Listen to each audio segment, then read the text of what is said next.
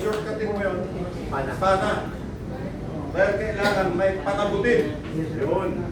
Ano ulit sir? Philippine Alliance Nationality Accountability. Dahil kailangan may managot. Ngayon, panagutin natin sila. Dahil marami tayong membro na, baka ayaw kong sabihin muna. Dahil wala naman sila dito, pero kung narinig nyo ang United People's Initiative, isang malaking grupo yun. Ang lain sa imuhang kabalo ang maisog, naabot diri sila. Correct. Ang maisog. Mga kauban natin na kataga pasilat na abot under Jing. Makadjari. Kasama rin. Si Mayor, si Gop Usman. Si Gop Usman.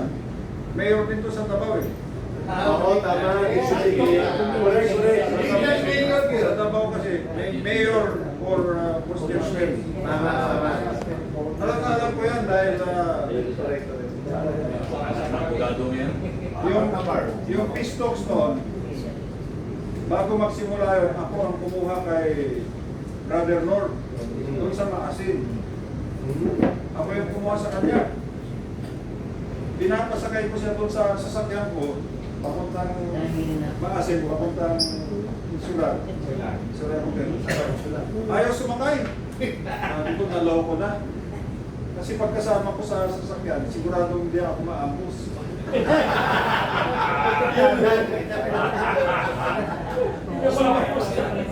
Sumakay siya sa bus. Tatlong bus sila. Biro mo yun, sinundo ko, tapos 5 lang kami sumunod. Loko na, dami pala nila. Kung ayaw niyang sumakay sa aking sasakyan, sumakay din ako sa bus. Para na, pagmula noon hanggang ngayon, kaibigan ko siya, maski na ganun talaga eh.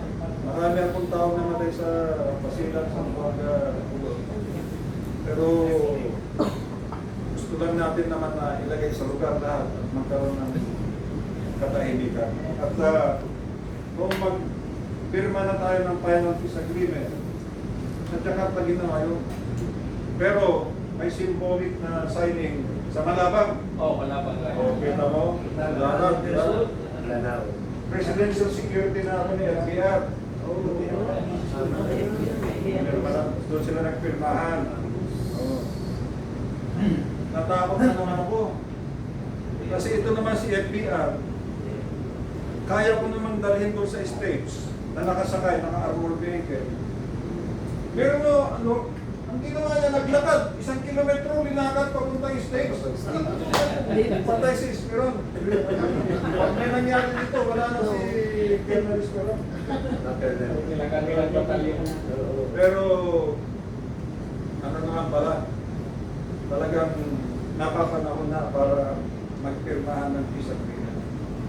At sana, ay ako din pala yung ano, pwede pa ba magpwede ng 1 minute? Wala pa naman pansit eh. Appetizer para Tama.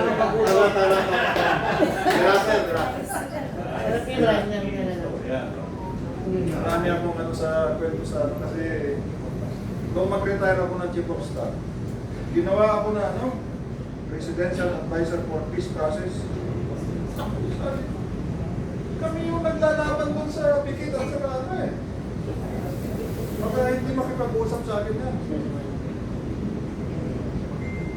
Ganun pala, pag natapos kayo maglabanan na, kasi honorable warriors naman pala, pwede mag-usap.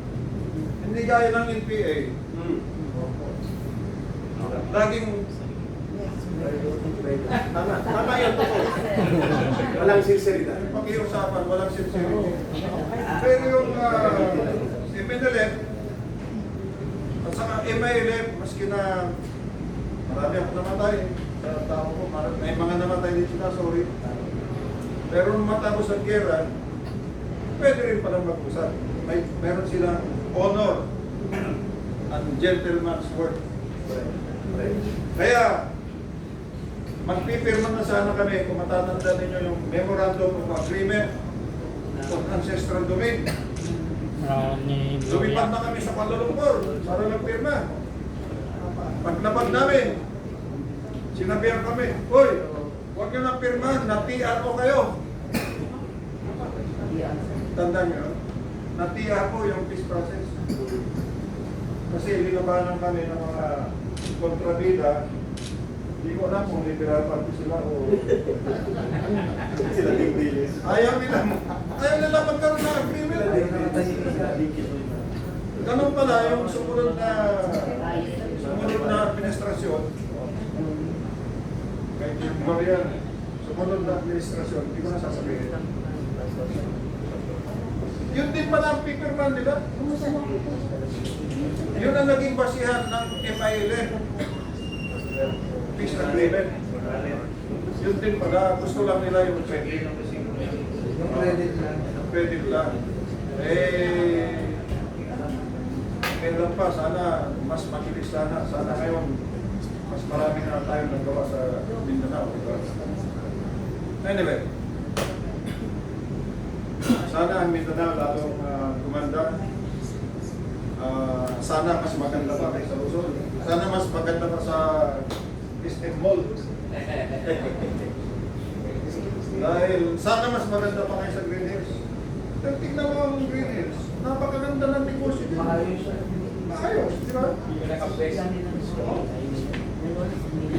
Mga Pilipino tayo naman eh. Pwede naman tayo mag-contribute sa bawat isa. Huwag lang may kalukuhan. At dahil sa kalukuhan na yan, tayo ngayon ay magkakasama. Magdudusa. Dahil biro mo yung investment na galing sa labas, ayaw nang pumasok. Yung sana mga foreign assisted na projects, hindi matuloy-tuloy dahil yung counterpart ng gobyerno, dinala naman sa baha. Dinala sa ibang projects. Nauwi sa naalot.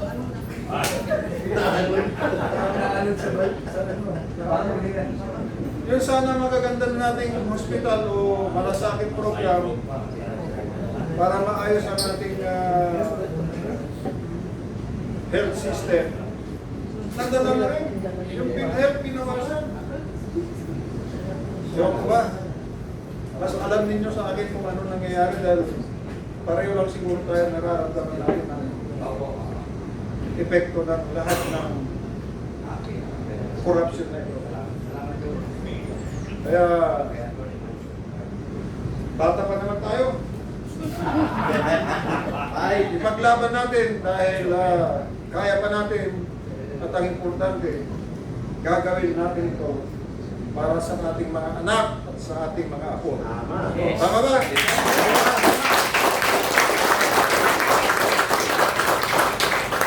Kaya muli, kami nagpapasalamat in behalf of Congressman Mike, General Pokis, Secretary Casco, Vic Rodriguez, marami pang iba, Kim Paras, na membro ng executive committee natin.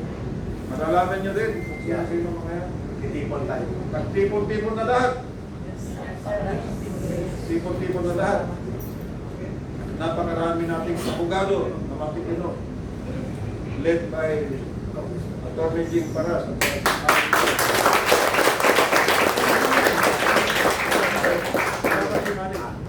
Napunta sa Common Shelter.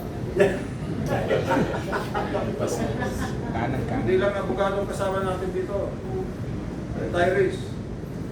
Maniwala kayo, yung armed forces ay nakikinig ka. Nakikinig lang yan. Pagdating ng araw, nakikita pa rin ninyo kung nasaan ang puso ng armed forces. Yun!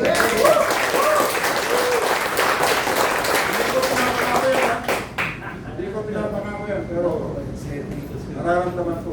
Kami din, sir. Dahil sa bahayan ko. Nararamdaman ko.